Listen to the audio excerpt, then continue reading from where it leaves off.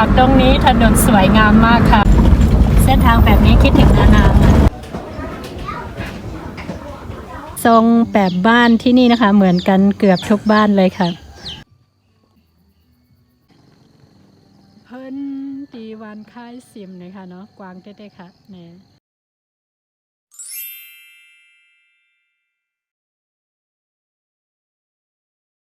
ไม่สูงพี่น้องเขาตั้งเซงค่ะ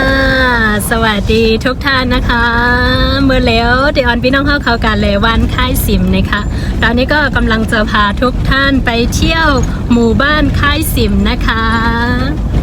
ดีใจมากก็คือหมู่บ้านค่ายสิมนี้คือโมยังไม่เคยไปเลยตั้งแต่มาอยู่น้ำรันนะคะเอาค่ะวันค่ายสิมในค่ะห้องไปยามกว่าเซปอค่ะเนาะแต่เมื่อมาอยู่ที่น้ำรันค่ะ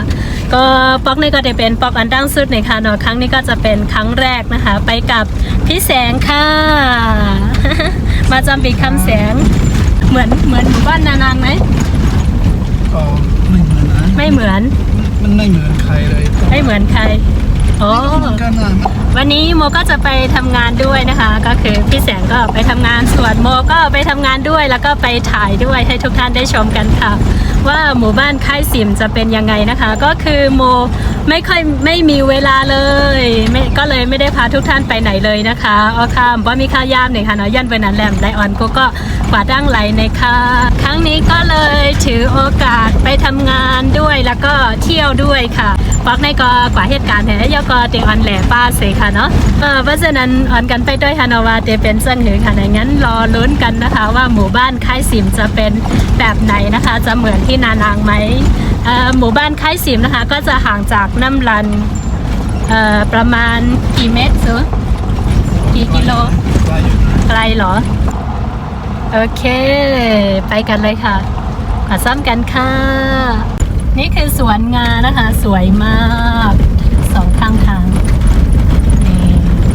นี่ก็จะเป็นสวนงานะคะคักนี่ก็เป็นข้าวงาหมอกค่ะเนาะตอนนี้ก็กำลังซ่อมถนนอยู่นะคะก็เลยขรุขระแบบนี้หน่อยค่ะท้องฟ้าสดใสอากาศร้อนตอนกลางวันแล้วก็ตอนเช้ากับตอนเย็นอากาศหนาวมากค่ะกลางในแรกกลางคันได้ก็กัดค่ะเนาะกลางวันได้ก็ไม่อินค่ะถนนหลังจากซ่อมแล้วจะเป็นแบบนี้เนาะแล้วจากตรงนี้ไปเป็นคอนกรีตจากตรงนี้ไปโอเคหน่อยค่ะก็คือทางที่เราไปมากเลยล่ะไม่โอเคมากสำหรับทางนี้นะมากเลยแบบ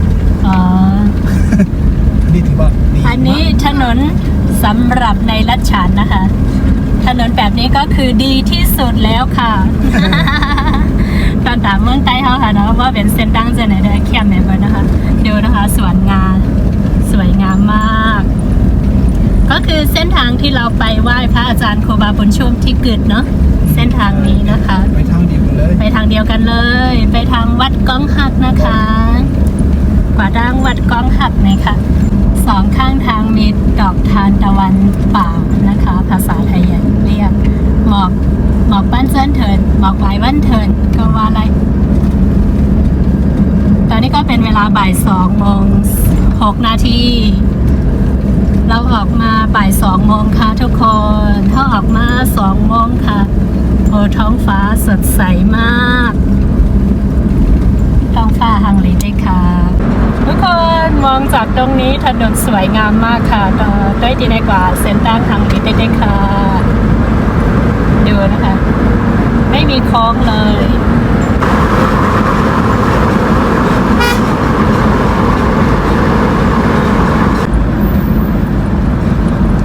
ทางนี้ก็จะเป็นทางไปวัดก้องหักนะคะอีกนิดเดียวก็ถึงแล้วค่ะแต่ว่าเราจะเลี้ยวเข้าไปตรงนี้ค่ะ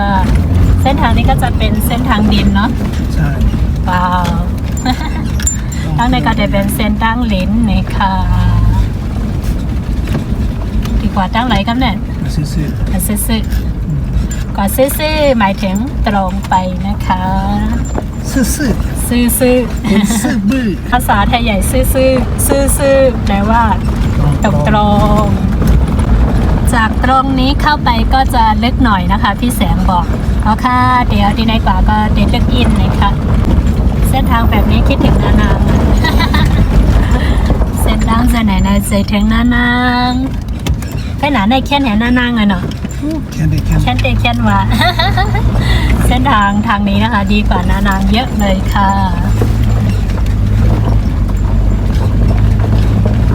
สวยอ่ะทางนี้แกเนาะเพราะรถแข่งกันมากเดี๋ยวหิวแวกันนะเนี่ยจ้ะ โอ้ยตัวเขาเนี่ยเลยมีพร้อมเลยถึงจ้ะ นี่สำหรับเลนเดียวเนาะมีไปมาก็ลำบาก ถ้าเป็นฤดูฝนยิ่งลำบากแน่เลยละวันนี่หนองน้ำพี่แสงบอกว่ามาทางนี้แล้วทำให้นึกถึงตอนเด็กเพราะว่าต้นมะขามเยอะ ถามในความไทยก่อนดีกว่าเนาะ มะขามเหมือนกัน เส้นทางนะคะ ในด้านขวางนะเนี่ย นี่เป็นด้านขวางแล้วว่ะ ขวางนี่นะนี่นะ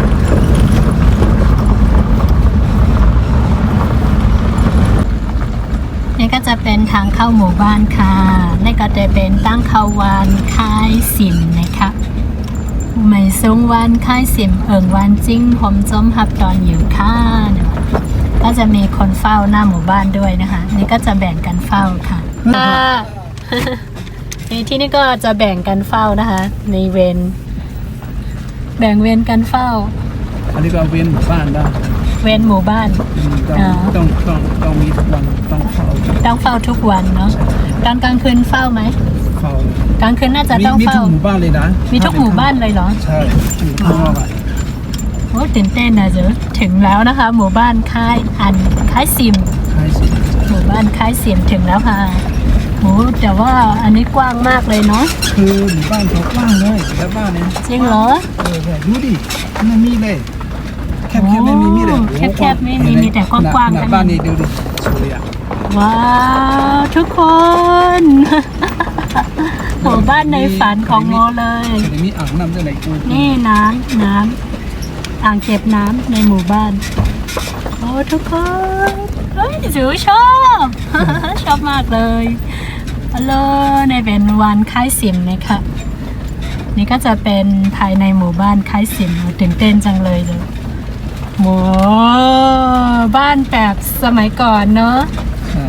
ว้าวดูประตูก็เหมือนที่นานางเลย ตื่นเต้นที่สุดนี่ก็จะเป็นครอบครัวว้าวโหแต่ละหลังกว้างมากเลยนะคะ ใช่ บ้านเล็กๆแต่ว่า ตีเป็น สวนกว้างมาก ของควาย นี่บ้านสมัยก่อนเพิ่นจังเมื่อกูปอกฮะจะถามใครเนาะ เดี๋ยวถามใคร มันมีหิมะเหล่าวุ่นเหล่าวุ่นเว้ย อ๋อเสียยามากเขียวเลยอ่ะ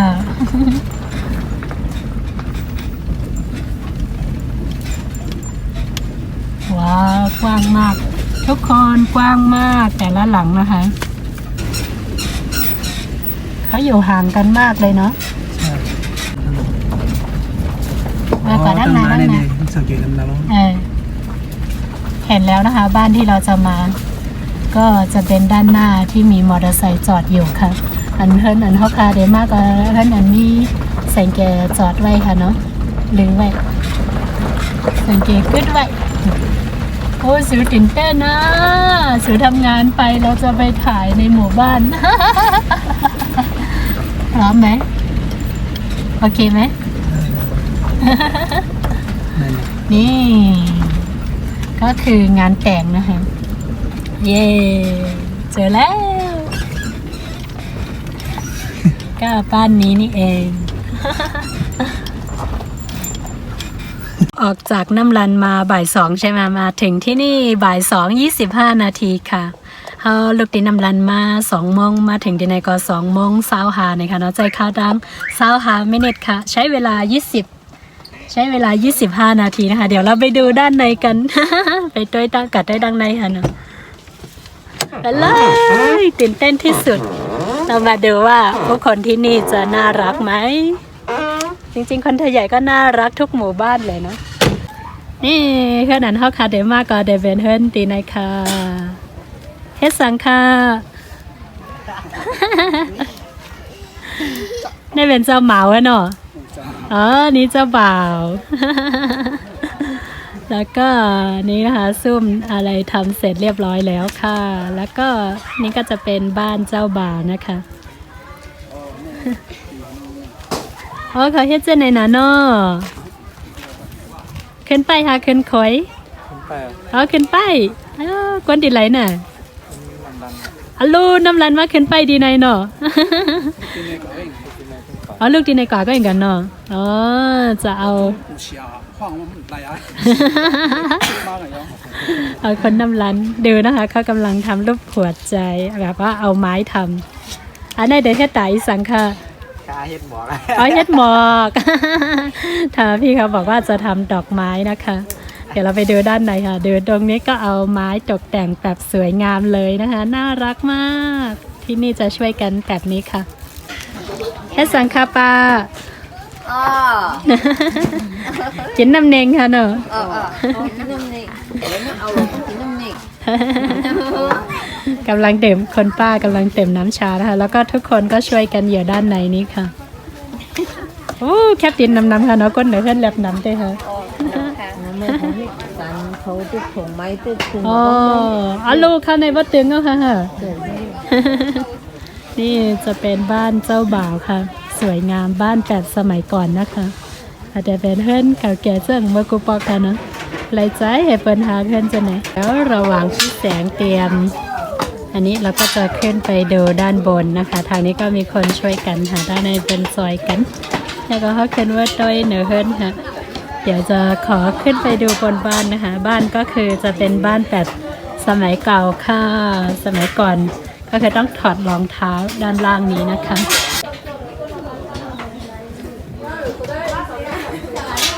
ขึ้นมาบนบ้านแล้วค่ะอะไรอ่ะนี่จะเป็นจานค่ะเนาะเสียงไฟก็มีเนื้อเพื่อนค่ะเนาะเอ้ยเอามีดังจานนี่นะคะผู้ใหญ่กำลังทานของขบเคี้ยวนั่งคุยกันส่วนทางนี้โอ้เป่าลูกโป่งลูกไปเป่าเจ้าว่ะให้แจกอีดหน่อยค่ะ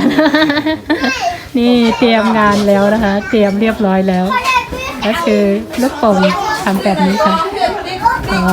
นี่ก็จะเป็นภายในบ้านนะคะแล้วก็จะมีหิ้งพระด้วยค่ะนี่ก็จะเป็นในเฮือนค่ะโอ้สาวๆไข่สิมมดค่ะในหนอนี่ก็จะเป็นสาวๆหนุ่มๆไข่สิมนะคะเดี๋ยวขอไปดูห้องครัวย้อนไปเสียงไฟฟังค่ะนี่ในนี้ก็จะเป็นห้องครัวนะคะห้องครัวแบบสมัยเก่านี่โอ้น้ำเต้าเยอะมากโอ้น้ำเต้าน้ำดูทุกคนน้ำเต้าเยอะจริงๆค่ะนี่ก็จะเป็นครัวแบบสมัยก่อนโอ้ไม่แน่ใจว่าในนี้มีอะไรบ้าง ดูนะคะ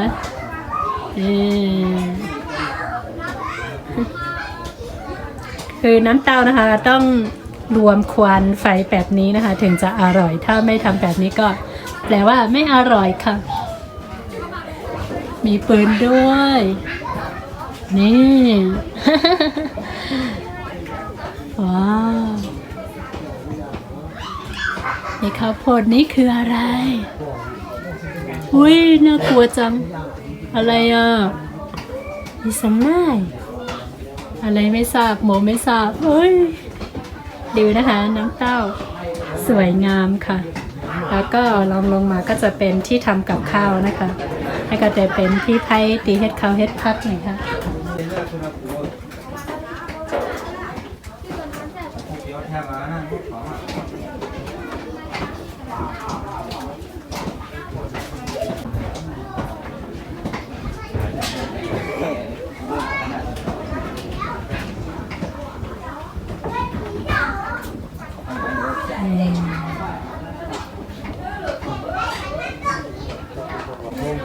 นี่ก็จะเป็นหน้าต่างในห้องครัวนะคะแล้วก็จะเป็นสิ่งไฟโดยลมกว่าดั้งไตค่ะนะ เย่ทุกคนกำลังช่วยกันอยู่ค่ะมาเร็วก็ได้ช่วยกันอยู่ค่ะโอเคฮะนี่ออกมานี่ก็จะเป็นร้านจะนั่งทานข้าวก็ได้นั่งคุยกันก็ได้นะคะ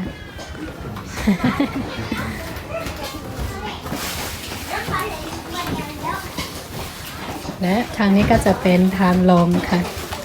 นี่ก็จะเป็นทางลงไปเลยชอบมากเลยทุกค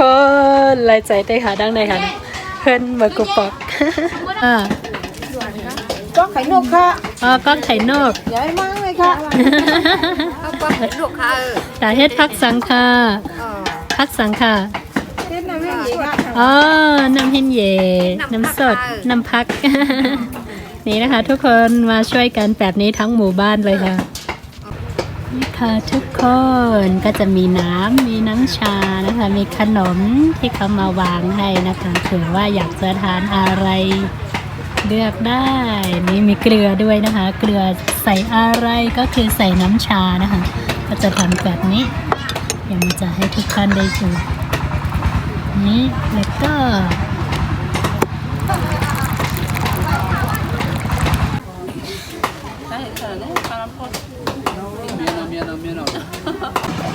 เสร็จแล้วทุกค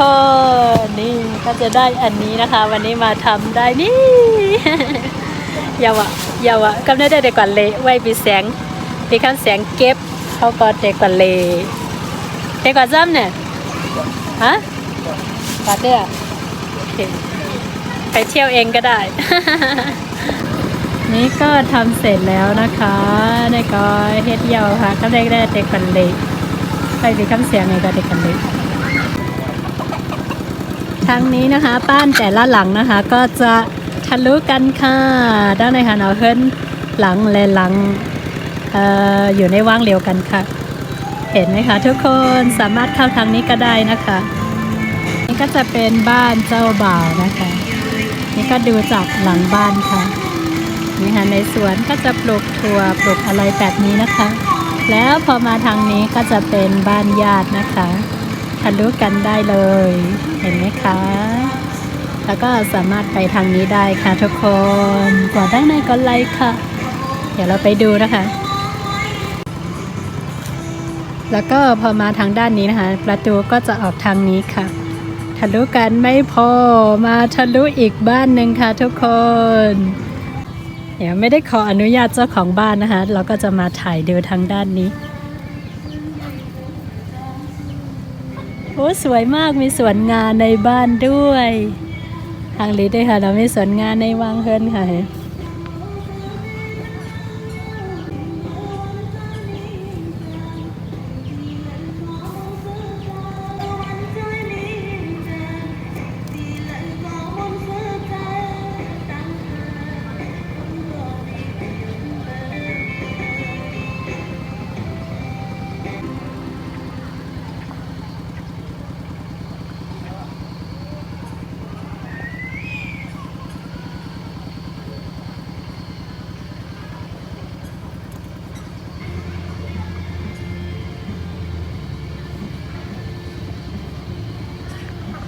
โมชอบหมู่บ้านนี้มากค่ะ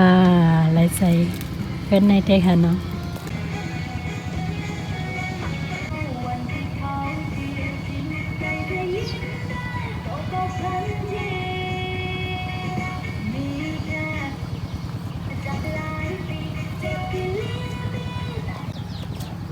เจ้าของบ้านไม่อยู่ไม่แน่ใจเดี๋ยวขอขึ้นไปดูข้างบนนะคะ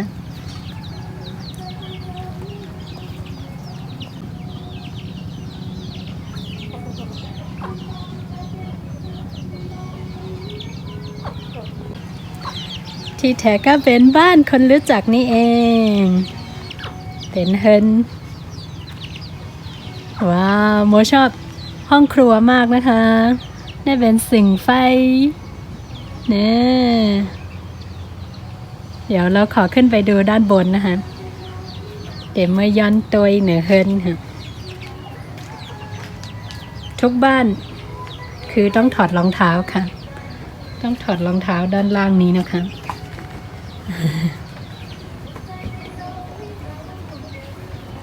โอ้เพื่อนสุดเข้มแก่เนาะ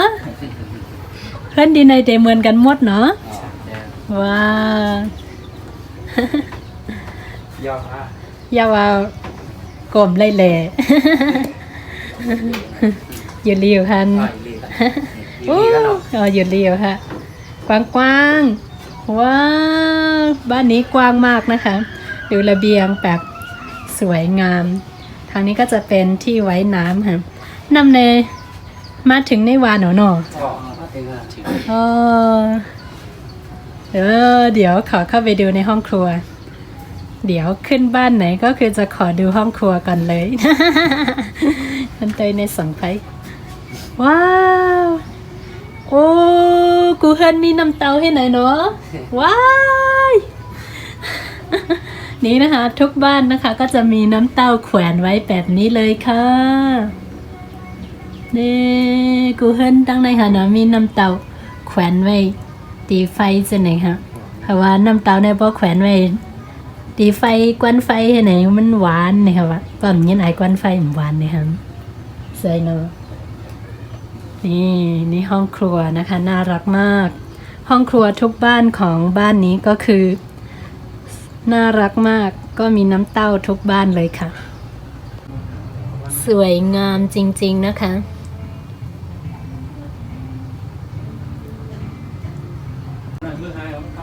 เข้าไปดูด้านนี้เขาอาบดินน้ำรันมาก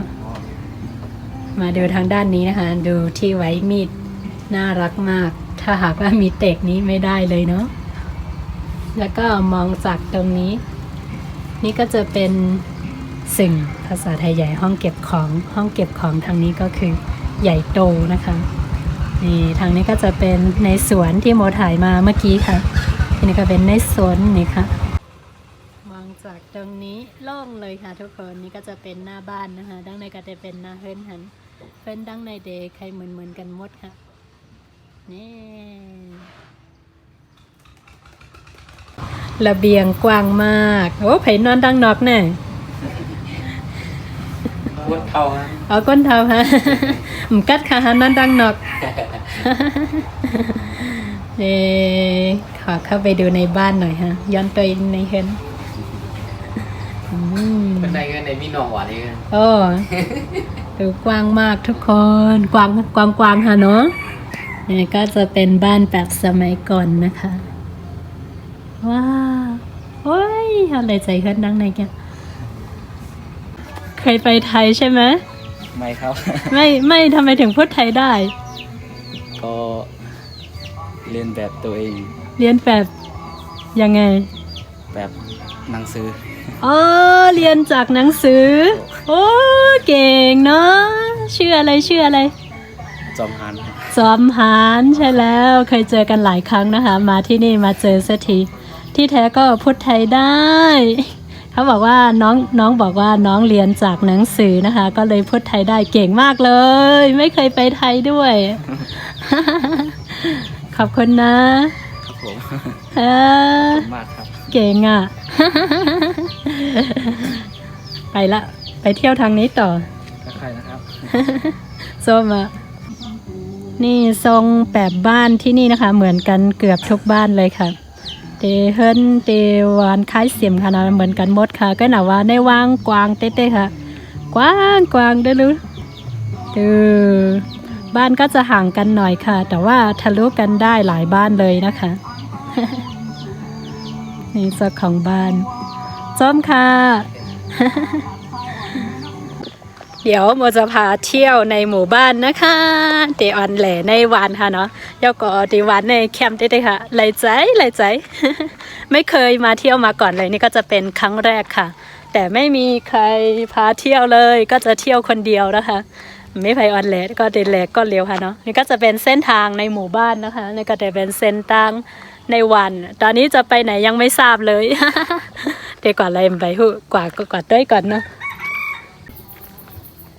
เส้นทางในหมู่บ้านก็กว้างอยู่นะคะแล้วก็ในบ้านก็กว้างเหมือนกันเดี๋ยวค่ะทางนี้ตอนนี้ก็ตะวันใกล้ตกแล้วค่ะเมื่อเดี๋ยวก็กลางวันจำตกยาวค่ะนี่เราไปทางนี้ ทางนี้กันค่ะทุกคนกันเลยทั้งในโต้ยเขาบอกว่าหมู่บ้านนี้กว้างมากแต่ว่ามาเที่ยวยังไม่หมดเลยยังไม่ทั่วเลยค่ะ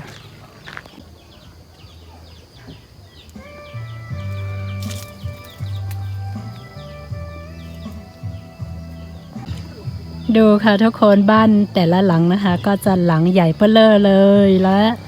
ทรงเดียวกันหมดเลยนะคะ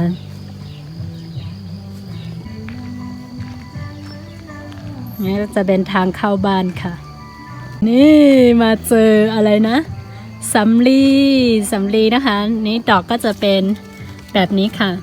แล้วก็จากต้นเลยสดๆดูค่ะทุกคน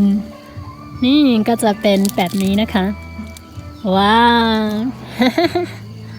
ทางนี้สุดยอดก็จะเป็นดอกสำลีค่ะทุกคนสวยมากเนี่ยจะเป็นหมอกกุยค่ะนะหมอกนุ่นกุยนี่วะโอ้ที่นี่ก็จะเป็นเข่งจวานของที่นี่นะคะที่นี่ก็จะเป็นเข่งจวานนะคะดูค่ะทุกคนแต่ละบ้านนะคะสวนกว้างมากแล้วก็ทรงเดียวกันเลย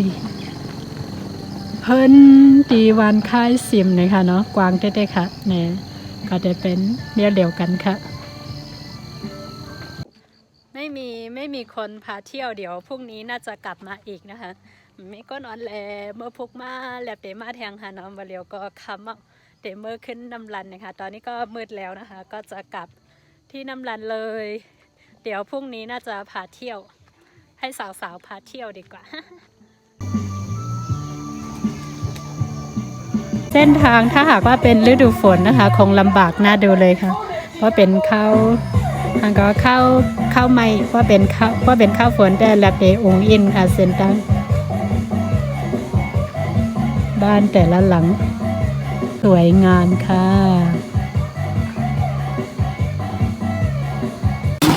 ตอนนี้ก็ช่วยกันตกแต่งที่ทานข้าวนะคะเดี๋ยวพาได้เลยค่ะแย่ที่กินข้าวเลยค่ะตอนนี้ก็ทานข้าวค่ะทุกคนกิน2 ข้าวแค่มากินจอมเท้าหน่อง หลังจากทำเสร็จนะคะก็ทานข้าวก่อนกลับบ้านตอนนี้มืดแล้วค่ะแล้วก็อากาศหนาวแล้วนะคะกินเยอะกันค่ะโหที่นี่มีเปียด้วยเห็นค่ะมันก็เหงาแล้วต้องhọc cái những mưa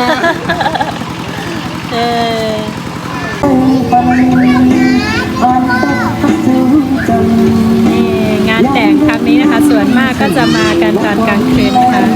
ตอนไม่ใช่กลางคืนหรอกตอนมืดค่ำอะไรแบบนี้ค่ะตั้งแต่ค่ะเราไปบางแขกข้ามนำก็เดมากลางค่ำนะย้อนเบอร์ว่าเป็นข้าวกลางเพราะว่าเป็นช่วงทำไร่ทำนาอะไรแบบนี้ก็เลยส่วนมากก็จะมากันตอนกลางคืนค่ะตอนนี้เป็นเวลา6 โมงค่ะมาเรียวเป็นข้าวยาม6 โมงเลยค่ะเนาะยกอเมื่อขึ้นน้ำรันค่ะตอนนี้ก็กลับน้ำรันแล้วนะคะและมืดแล้วค่ะที่นี่ไม่มีไฟฟ้านะคะแล้วก็ไม่มีสัญญาณมือถือมีต้องหาเหมือนนางเลยนะคะก็จะมีเป็นที่อะไรประมาณนี้มีเป็นบางที่มีเป็นบางพื้นที่แต่ต้องหาเอาอะเนาะเหมือนนางเป๊ะเลยแต่ว่ากว้างกว่านางแน่เลยหลังคาเรือนไม่แน่ใจว่ามีเท่าไหร่เมื่อกี้ลืมถามเมื่อกี้เขาบอกว่าเท่าไหร่100ฮะเกือบ100ที่นี่มีประมาณ90 กว่าที่นี่มีหลังคาเรือนโอ้แบบนี้เราก็เที่ยวไม่หมดนะสิถ้าได้เที่ยวเนี่ยที่นี่หลังคาเรือนมีอยู่ประมาณ90 กว่านะคะว้าวที่นี่ถือว่ากว้างไม่พอลานเขาเรียกว่าอะไรลานบ้านเรือนก็กว้างเหมือนกันก็กลับแล้วค่ะโมเดลก็เมื่อขึ้นยาวค่ะกลับก่อนนะคะเจอกันใหม่ในวิดีโอหน้าค่ะสั่งไกด์พบกันใหม่ในวิดีโอหน้าค่ะ